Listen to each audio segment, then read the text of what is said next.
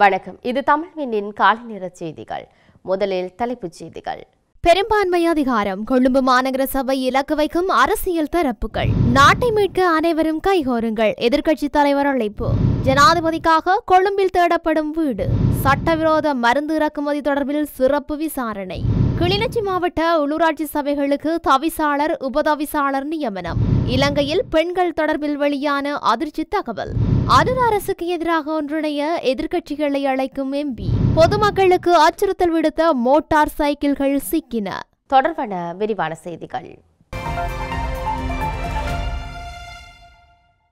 உள்ளூராட்சி மன்றங்களை நிறுவுவதற்கு பொருந்தும் ஒரு சட்டம் இருப்பதாகவும் அரசாங்கம் பெரும்பான்மையை உருவாக்க முயற்சிக்கும் முன் அந்த சட்டத்தை கவனமாக படிக்க வேண்டும் என்றும் ஐக்கிய மக்கள் சக்தியின் கொழும்பு மாவட்ட நாடாளுமன்ற உறுப்பினர் முஜிபுர் ரஹ்மான் கூறியுள்ளார்.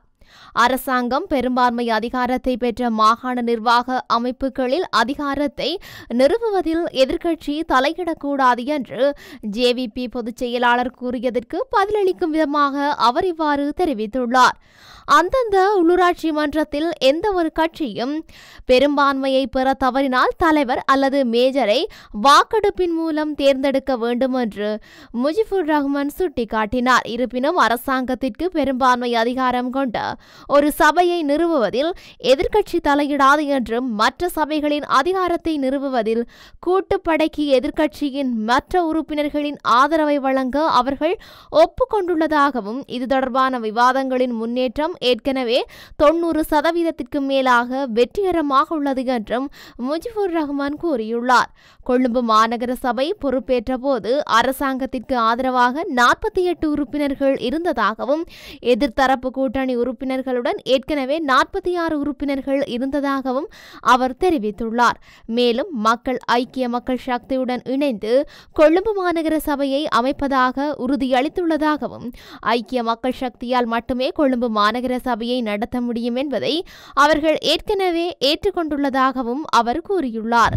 நாட்டை வங்குரோத்து நிலையிலிருந்து மீட்க அனைவரும் கைகோர்க்க வேண்டும். இதில் அரசாங்கம், எதிர்த்தரப்பு மற்றும் சிவில் சமூகத்துக்கு பொறுப்புகள் காணப்படுகின்றன என்று எதிர்க்கட்சித் தலைவர் சஜித் பிரேமதாச தெரிவித்துள்ளார். 2028 நாட்டுக்கு தீர்க்கமானதொரு வருடமாகும். 2028 முதல் நாம் கடனை மீள செலுத்த வேண்டும். 2033 ஆண்டு முதல் கடனை திருப்பி செலுத்துமாறு IMF தெரிவித்துள்ளது. ஆனால் முன்னாள் ஜனாதிபதி தலைமையிலான அரசாங்கம் அதை 2028 குறைத்து இணக்கப்பாட்டை எட்டியது. எனவே 2028 ஆண்டுக்குள் கடனை அடைக்க அதிக அளவிலான பொருளாதார வளர்ச்சி எமக்கு தேவை. 5% பொருளாதார வளர்ச்சி விகிதத்தை பேணி செல்ல வேண்டும் என நிபுணர்கள் கூறுகின்றனர். அரச வருவாயை அதிகரிக்க வேண்டும், ஏற்றுமதியை ஊக்குவிக்க வேண்டும், வெளிநாட்டு கையிருப்புகளை அதிகரிக்க வேண்டும். இவற்றை செய்ய முடியாவிட்டால் நமது நாடு மீண்டும் ஒரு பொருளாதார, சமூக மற்றும் அரசியல் ரீதியான துயரத்தை நோக்கி செல்லும். இந்த யதார்த்தத்தை நாம் புரிந்து கொண்டு ஒவ்வொரு சந்தர்ப்பத்திலும் நாட்டுக்கு மதிப்பு சேர்க்க வேண்டும். நாடு வீழ்ச்சி கண்டால் அது அரசியல், இன, மத அல்லது வர்க்க வேறுபாடுகளை பொருட்படுத்தாமல் அனைவரையும் பாதிக்கும். நாட்டுக்கு பெருமானம் சேர்க்கும் நடவடிக்கை கல்வி, சுகாதாரம், தொழில், விவசாயம், சேவைகள் போன்ற துறைகளை அடிப்படையாக கொண்டிருக்க வேண்டும். புதிய வாய்ப்புகளை தேட வேண்டும். வெறும் வார்த்தைகள் மட்டுமல்லாது செயல்களாலும் அபிவிருத்தியை யதார்த்தமாக்க வேண்டும். இலவச கல்வி மூலம் நாட்டின் சிறார்களுக்கு நவீன கல்வியை வழங்குவது நம் அனைவரின் பொறுப்பாகும். உலகின் மிகவும் அபிவிருத்தி கண்ட நாடுகளை பார்க்கும்போது அந்த நாடுகளின் கல்வி முறைமைகள் மிகவும் வலிமையானவையாக இருக்கிறதை காண முடிகின்றது. சிவில் மற்றும் அரசியல் உரிமைகள் மட்டுமல்லாது சமூக, பொருளாதார, அரசியல், கலாச்சார, கல்வி மற்றும் சுகாதார உரிமைகளும் அடங்க வேண்டும். மொத்த உள்நாட்டு உற்பத்தியை அதிகரிப்பது குறித்து நாம் பேசி வருகின்றோம். இதற்கு தனிநபர் பங்களிப்பை கணக்கிட வேண்டும். இதை சரி செய்ய நாம் தனி நபர்களினது திறன்களையும் மனிதவள மேம்பாட்டையும் வலுப்படுத்த வேண்டும். இதற்கு ஏற்றாற்போல் இலவச கல்வியை மேம்படுத்த வேண்டும் என்றார். ஜனாதிபதி அனுரகுமார திசாநாயக்க தங்குவதற்காக கொழும்பில் வீடொன்று தேடப்பட்டு வருவதாக தெரிவிக்கப்படுகின்றது. ஐக்கிய மக்கள் சக்தியின் தொகுதி அமைப்பாளரும் முன்னாள் மாகாண சபை உறுப்பினருமான வருண ராஜபக்ச இந்த விடயத்தை தெரிவித்துள்ளார். ஜனாதிபதி அனுர ஜனாதிபதி பெலவத்தையில் அமைந்துள்ள மக்கள் விடுதலை முன்னணி தலைமை காரியாலயத்தில் தங்கியிருப்பதாக தெரிவித்துள்ளார். ஜனாதிபதியின் பாதுகாப்பு தொடர்பில் எழுந்துள்ள சில பிரச்சினைகளினால் பாதுகாப்பான வீடொன்றை தேடி வருவதாக தெரிவித்துள்ளார். ஜனாதிபதி அனுரகுமார திசாநாயக்க அதிகாரப்பூர்வ ஜனாதிபதி மாளிகையை பயன்படுத்துவதில்லை என வாக்குறுதி அளித்திருந்தார். இதன் காரணமாக கொழும்பில் வசிப்பதற்காக சாதாரணமான வீடொன்று ஜனாதிபதி தரப்பில் தேடப்பட்டு வருவதாக வருண ராஜபக்ச தெரிவித்துள்ளார். எனினும் இந்த விடயம் தொடர்பில் ஜனாதிபதி தரப்பில் அதிகாரப்பூர்வ அறிவிப்புகள் எதுவும் இதுவரையில் வெளியிடப்படவில்லை. அரசாங்கத்திற்குள் கோடிக்கணக்கான ரூபாய் இழப்பை ஏற்படுத்திய மற்றும் நோயாளிகளின் உயிருக்கு ஆபத்தை ஏற்படுத்திய ஹியூமன் இம்யூனோகுளோபுலின் மருந்து பரிவர்த்தனை வழக்கு தொடர்பாக பரிசீலிக்க சட்டமா அதிபரால் 3 நீதிபதிகள் கொண்ட குழு நியமிக்கப்பட்டுள்ளது. முன்னாள் அமைச்சர் ஹெஹலிய ரம்புக்வலவுக்கு எதிரான மருந்து பரிவர்த்தனை வழக்கு தொடர்பாக நியமிக்கப்பட்ட 3 நீதிபதிகள் கொண்ட குழுவில் மகேன் வீரமன், அமலி ரணவீர மற்றும் பிரதீப் அபேரத்ன ஆகியோர் உள்ளடங்கியுள்ளனர். இருப்பினும் சம்பந்தப்பட்ட குழுவில் உள்ள மகேன் வீரமன் செப்டம்பரில் ஓய்வு பெற உள்ளதாக சட்டமா அதிபர் திணைக்களம் தெரிவித்துள்ளது. இந்த நிலையில் நீதிபதி மகேன் வீரமன் பதவி விலக உள்ளமை குறித்து தலைமை நீதிபதிக்கு அறிவிக்க நடவடிக்கை எடுக்கப்பட்டுள்ளதாக சட்டமா அதிபர் திணைக்களம் கூறியுள்ளது. கிளிநொச்சி மாவட்டத்தில் கரைச்சி, பச்சிலைப்பள்ளி, பூநகரி ஆகிய 3 உள்ளூராட்சி சபைகளிலும் பெரும்பான்மை ஆசனங்களை பெற்றுள்ள இலங்கை தமிழரசுக் கட்சி ஆட்சி அமைக்கவுள்ள நிலையில் அந்த 3 சபைகளுக்குமான தவிசாளர் மற்றும் உபதவிசாளர் தெரிவு கட்சியின் கிளிநொச்சி மாவட்ட பணிமனையில் நடைபெற்றுள்ளது. 3 உள்ளூராட்சி சபைகளுக்கும் தெரிவு செய்யப்பட்டுள்ள உறுப்பினர்களுக்கும் தமிழரசுக் கட்சியின் கிளிநொச்சி மாவட்ட கிளை நிர்வாக உறுப்பினர்களுக்கும் இடையே நடைபெற்ற கலந்துரையாடலின் போதே இந்த தெரிவுகள் இறுதி செய்யப்பட்டுள்ளன. இதற்கமைய கரைச்சி பிரதேச சபையின் தவிசாளராக அருணாசலம் வேளமாலிகிதனும் உபதவிசாளராக புஷ்பநாதன் சிவகுமாரும் தெரிவு செய்யப்பட்டுள்ளனர்.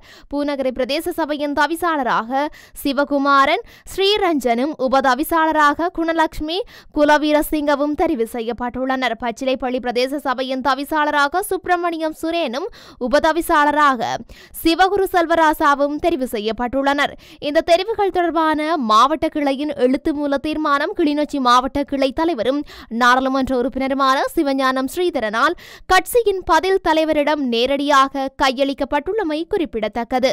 மக்கள் தொகை மற்றும் புள்ளி விவரத்துறை சமீபத்தில் வெளியிட்ட 2024 தொழிலாளர் படை கணக்கெடுப்பு அறிக்கையின்படி இலங்கையில் 6.5 மில்லியனுக்கும் அதிகமாக வேலை செய்யும் வயதுடைய பெண்கள் பொருளாதார ரீதியாக செயலற்றவர்களாகவும் நாட்டின் பொருளாதாரத்திற்கு அவர்களின் பங்களிப்பு மிக குறைவாகவும் இருப்பதாக காட்டுகின்றது. இந்த குழுவில் 71.1% பேருக்கு வேலை கிடைக்கும் என்ற எந்த நம்பிக்கையும் இல்லை என்று அறிக்கை வெளிப்படுத்தியுள்ளது. நாட்டில் 2.6 மில்லியனுக்கும் அதிகமான வேலை செய்யும் வயதுடைய ஆண்கள் பொருளாதார ரீதியாக செயலற்றவர்களாக இருப்பதாக மக்கள் தொகை மற்றும் புள்ளி விவரத்துறை தெரிவித்துள்ளது. மக்கள் தொகை மற்றும் புள்ளி விவரத்துறை வெளியிட்டுள்ள அறிக்கையின்படி கடந்த ஆண்டு நாட்டில் பொருளாதார ரீதியாக செயலற்ற மொத்த மக்கள் தொகை 9.23 மில்லியனாக இருந்தது. மேலும் அவர்கள் நாட்டின் தொழிலாளர் படையில் பங்கேற்கவே இல்லை.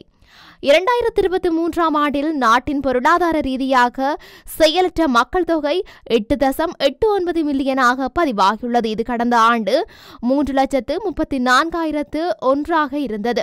2023 ஆண்டில் பொருளாதார ரீதியாக செயலற்ற மக்கள் தொகையில் 6.37 மில்லியன் பெண்கள் இருந்தனர். இது கடந்த ஆண்டு 1,85,398 அதிகரித்து 6.56 மில்லியனாக அதிகரித்துள்ளது. 2023 ஆண்டில் நாட்டின் பொருளாதார ரீதியாக செயலற்ற மக்கள் தொகையில் 2.52 மில்லியனாக இருந்த ஆண்களின் எண்ணிக்கை கடந்த ஆண்டு 1,48,602 அதிகரித்துள்ளது. அரசாங்கத்திற்கு பெரும்பான்மை இல்லாத உள்ளூராட்சி நிறுவனங்களில் சபைகளை நிறுவுவதற்கு அனைத்து எதிர்க்கட்சி அரசியல் கட்சிகளும் சுயேட்சை குழுக்களும் ஒன்றிணைய வேண்டும் என்று ஐக்கிய மக்கள் சக்தியின் நாடாளுமன்ற உறுப்பினர் தயாஸ்ரீ ஜெயசேகர அழைப்பு விடுத்துள்ளார். சபைகளின் தவிசாளர் அல்லது பிரதி தவிசாளர் பதவியை பற்றி சிந்திக்காமல் தேசிய மக்கள் சக்திக்கு எதிராக அனைத்து எதிர்க்கட்சிகளும் சுயேட்சை குழுக்களும் ஒன்றுபட வேண்டும் என்றும் தயாஸ்ரீ ஜெயசேகர கூறியுள்ளார். அரசாங்கத்திற்கு அதிகாரமில்லாத சபையாக பண்டுவஸ்னுவர பிரதேச சபை எதிர்க்கட்சி அதிகாரத்தை நிறுவுவதன் மூலம் நாட்டிற்கு ஒரு முன்மாதிரியாக திகழ முடியும் என்று தெரிவித்துள்ளார். அனைத்து சபை தலைவர்களும் உறுப்பினர்களும் தங்கள் பதவிக்காலத்தில் எந்தவொரு மோசடி அல்லது ஊழலிலும் ஈடுபட மாட்டோம் என்று உறுதிமொழி எடுக்க வேண்டும் என்றும் தயாசிறி ஜெயசேகர குறிப்பிட்டுள்ளார். பண்டுவஸ் நுவர பிரதேச சபையில் தேசிய மக்கள் சக்தி கட்சி 17 இடங்களை மட்டுமே பெற்றுள்ளது. எதிர்க்கட்சிக்கு 21 இடங்கள் உள்ளன. அனைத்து எதிர்க்கட்சிகள் மற்றும் சுயேட்சை குழுக்களுடன் இந்த சபையை நாம் உருவாக்க முடியும்.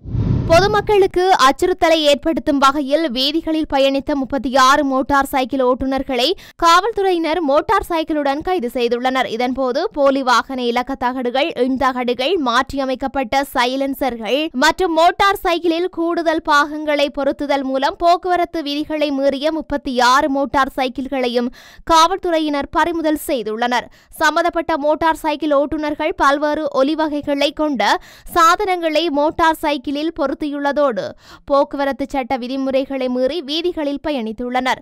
கைது செய்யப்பட்ட ஓட்டுநர்கள் 18 முதல் 20 வயதிற்குட்பட்டவர்கள் என்றும் காலி, வெலிகம, அக்குரச மற்றும் மாத்தறை பகுதிகளைச் சேர்ந்த குறித்த இளைஞர்களில் பெரும்பாலானவர்கள் பயிற்சி சாரதி அனுமதி பத்திரங்களை கொண்டவர்கள் என்றும் காவல்துறையினர் தெரிவித்துள்ளனர். இத்துடன் தமிழ்வினின் காலைநேர செய்திகள் நிறைவடைகின்றன. உடனுக்குடன் செய்திகளை அறிந்து கொள்ள தமிழ்வின் என்ற மது யூடியூப் பக்கத்தினூடாக இணைந்திருங்கள். வணக்கம்.